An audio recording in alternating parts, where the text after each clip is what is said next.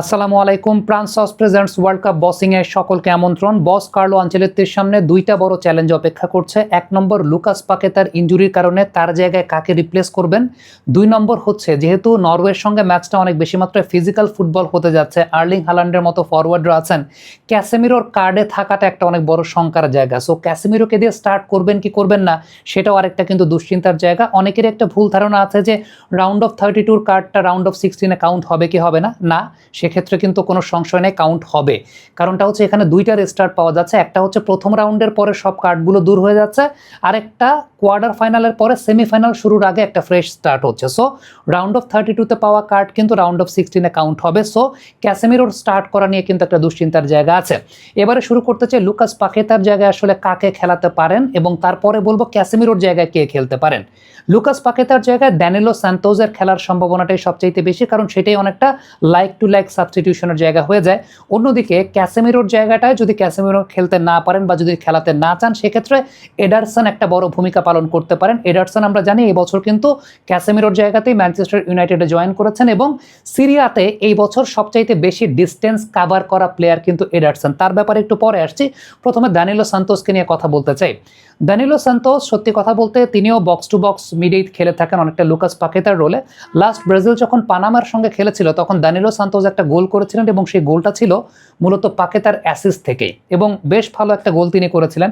এছাড়াও ওই ম্যাচে পাকেতা একটা গোল করেছিলেন, সেই গোলটার ক্ষেত্রে একটা ডস দিয়েছিলেন দানিলো সান্তোস। তার ক্ষেত্রে যে বিষয়টা সবচেয়ে বেশি উল্লেখযোগ্য, সেটা হচ্ছে ক্রিয়েটিভ পাসিংটা তিনি করতে চান, বা ক্রিয়েটিভ পাসিংয়ের উপর অনেক বেশি মাত্রায় বেস করে খেলতে পছন্দ করেন।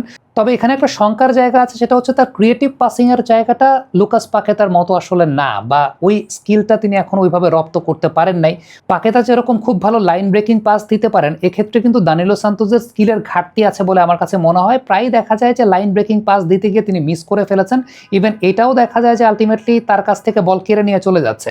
হ্যাঁ, তিনি ক্রিয়েটিভ পাসিংটা কখনো কখনো বেশ ভালো করতে পারেন, গোল করতে পারেন, এটা একটা খুব বড় বৈশিষ্ট্যের জায়গা যে ওপরে উঠতে পারেন, যেটা আমরা বলছিলাম যে লুকাস পাকেতার একটা অ্যাসিস্টেতে কিন্তু তিনি গোল দিয়েছেন।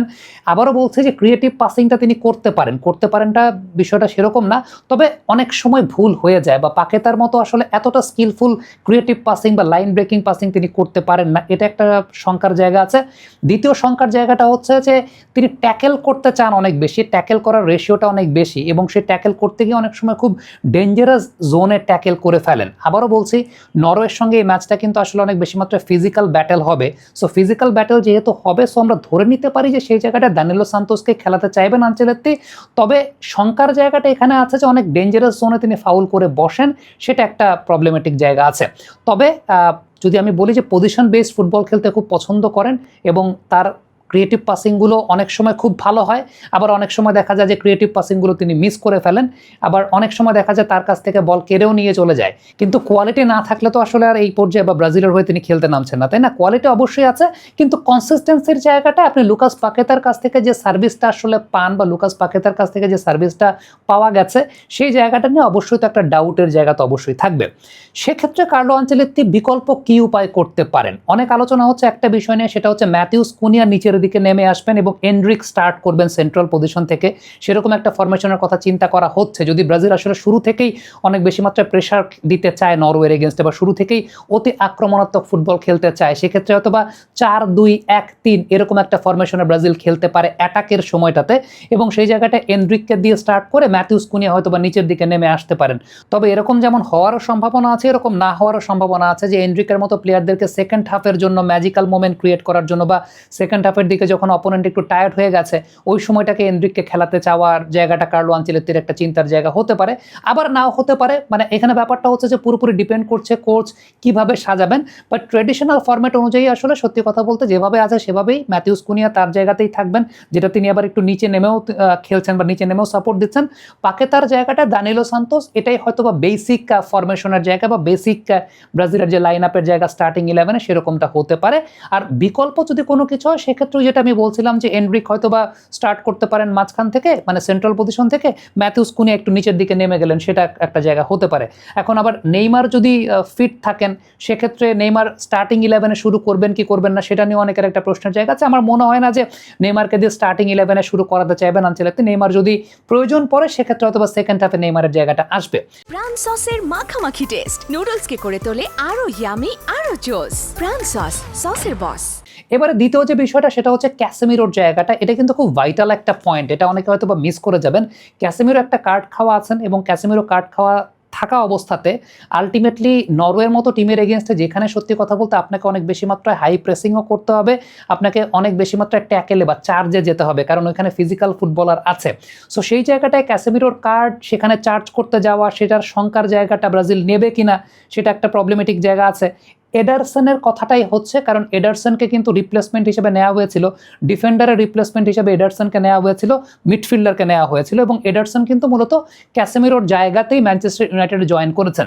তার জয়েন করার পেছনে ম্যান ইউতে বেশ কয়েকটা কারণ আছে, এবং তিনি কেন ক্যাসেমিরোর বিকল্প হতে পারেন সেই জায়গাটা একটা খুব গুরুত্বপূর্ণ কারণ হচ্ছে তিনি অনেক ডিস্টেন্স কাভার করতে পারেন। এই বছর সিরিয়াতে সবচেয়ে বেশি ডিস্টেন্স কাভার করা প্লেয়ার তিনি। দ্বিতীয়ত যে বিষয়টা, সেটা হচ্ছে তিনি খুব ভালো প্রেস করতে পারেন, এবং যেটাকে আমরা বলি যে খুব high intensity man to man pressing, অর্থাৎ খুব হাই ইন্টেন্সিটিতে ম্যান টু ম্যান প্রেসিং করে তার সাকসেস রেটটা অনেক বেশি। ট্যাকলিং ফিজিক্যালিটিটা এটা অনেক ভালো। আমি যেটা বলছিলাম যে নরওয়ের সঙ্গে এই ম্যাচটা অনেক বেশি মাত্রায় ফিজিক্যাল ফুটবল হতে যাচ্ছে, তার ট্যাকেল করার ক্ষেত্রে তার ফিজিক্যালিটির অ্যাডভান্টেজটা তিনি অনেক বেশি মাত্রায় নিতে পারেন, এবং তার রেশিওটা অনেক হাই, অর্থাৎ ফাউল না করে, কার্ড না খেয়ে ভালোভাবে ট্যাকেল করে বলটা কেড়ে নেওয়ার দক্ষতার জায়গাটা আপনারা ভিডিও ফুটেজ অলরেডি দেখতে পাচ্ছেন। আসলে সেই জায়গাটাতে আমি আপনাদেরকে দেখাচ্ছি যে আলটিমেটলি তিনি কেন ম্যানিউতে তাকে নেওয়া হয়েছে এত টাকার বিনিময়ে, এবং কেন তিনি আসলে ম্যানিউতে এই বছরটাতে অনেক বেশি মাত্রায় প্রভাব বিস্তার করবেন, সে ব্যাপারটাও বলা হচ্ছে। আরেকটা খুব ইম্পর্টেন্ট ব্যাপার, সেটা হচ্ছে যে শুধুমাত্র যে ট্যাকেল কিংবা ম্যান টু ম্যান প্রেসিং এর জায়গাটাই যে করতে পারেন, ব্যাপারটা কিন্তু সেরকম না। সেই সঙ্গে কিন্তু আরেকটা গুরুত্বপূর্ণ বিষয় আছে, সেটা হচ্ছে তার বল কন্ট্রোলের জায়গাটা। বল কন্ট্রোল ভালো করতে পারেন, 90% পাস অ্যাকুরেসি তার এবছর সিরিয়াতে ছিল। এটাও কিন্তু একটা খুব গুরুত্বপূর্ণ স্ট্যাট যে 90% পাস অ্যাকুরেসি, বল খুব ভালো কন্ট্রোল করে পাস দিতে পারেন, এবং ওপরেও উঠতে পারেন, যেটাকে আমরা বলি late box run. Late box run করে বাইরে থেকে, মানে ডি বক্সের বাইরে থেকে, পেনাল্টির বাইরে থেকে কিক মেরে গোল দেওয়ার এবিলিটিও তার আছে। হ্যাঁ, ক্যাসেমিরোর মতো অত লম্বা না তিনি, মানে ক্যাসেমিরো যতখানি লম্বা, সো হেডারে কন্ট্রিবিউটার জায়গায় ক্যাসেমিরোর মতো কন্ট্রিবিউশন হয়তো বা হেডারে তিনি করতে পারবেন না।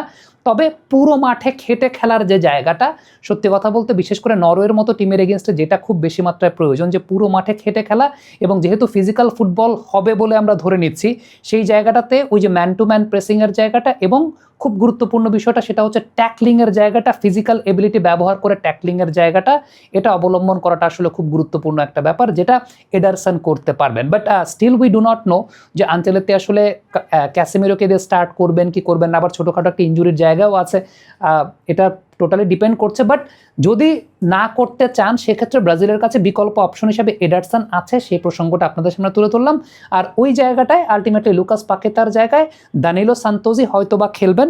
আবারও বলি, দানিলো সান্তোস হয়তোবা পাকেতার মতো অতটা কার্যকরী জায়গাটা তার নাই, অতটা লাইন ব্রেকিং পাসের স্কিল তার নাই, বাট ক্রিয়েটিভ পাসিং তিনি করতে চান বা করতে পারেন, অনেক ক্ষেত্রে করতে পারেন, অনেক ক্ষেত্রে আবার করতে পারেন না। এই জায়গাটা কনসিস্টেন্সির একটা ঝামেলার জায়গা আছে। আদারওয়াইজ কোয়ালিটি প্লেয়ার দেখে ব্রাজিল টিমে আসলে খেলছেন। দর্শক, কমেন্ট বক্সে আপনাদের মন্তব্য, মতামত জানতে চাই যে আপনাদের কাছে কি মনে হচ্ছে যে এই দুইজন, অথবা যদি একজনই আমরা ধরি যে লুকাস পাকেতার রিপ্লেসমেন্ট হিসেবে আসলে কাকে দেখতে চান, কিভাবে, কোন ফরমেশনে ব্রাজিলকে দেখতে চান, কমেন্ট বক্সে লিখে পাঠাবেন।